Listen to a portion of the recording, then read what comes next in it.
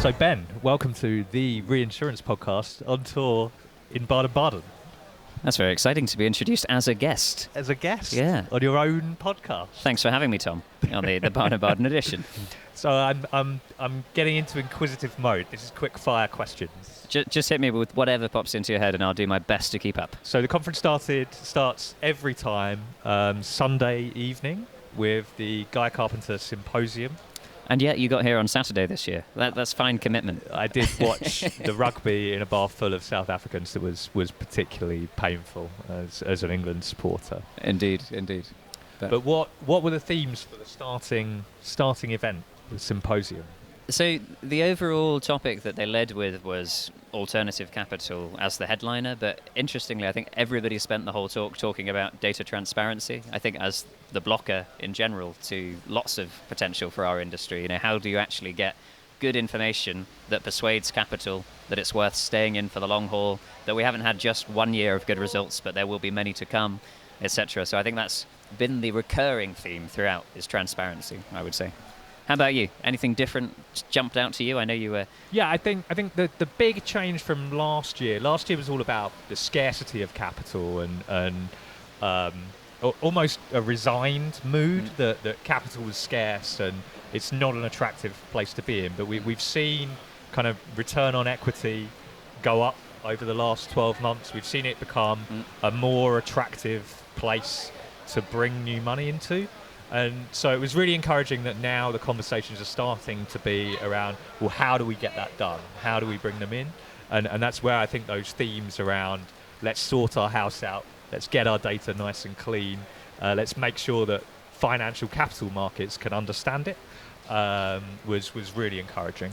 Yeah, I know, I'd completely agree. And it's fitting for Baden-Baden, those who don't come often. This is the very pragmatic brother to Monte Carlo, which is, lots of high and mighty aims and, putting out your company's goals for the year and what you stand for. But Baden is where the pens and paper come out and people actually look at how they're going to get it done. So agree with you completely there. This is now the time to act on this. So for a deal-making event, what are you seeing around deals being done? Are you hearing whispers on the streets? I am hearing a few, and I think interestingly, everybody's sticking to the same lines here. So the reinsurers seem to have all somehow come up with exactly the same words to describe their attitude, which is quite entertaining, but fitting, I suppose, given what they want to maintain from the mayhem of last year.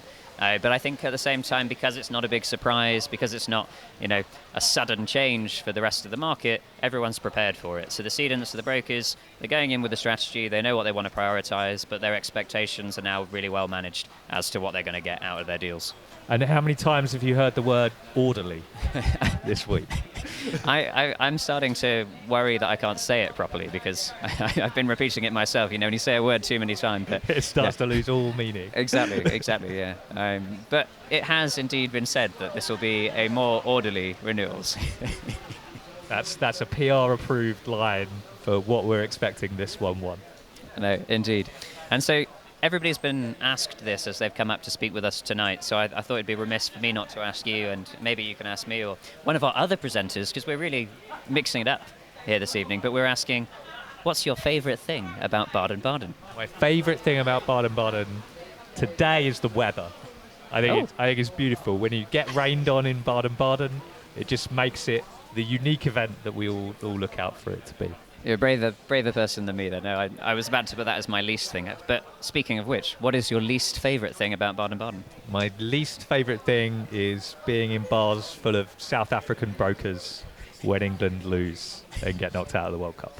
That's fair enough. Better luck next time, I guess. We'll see how we get on. But yeah, many more to come, so keep listening and we'll chat with others here soon. Indeed.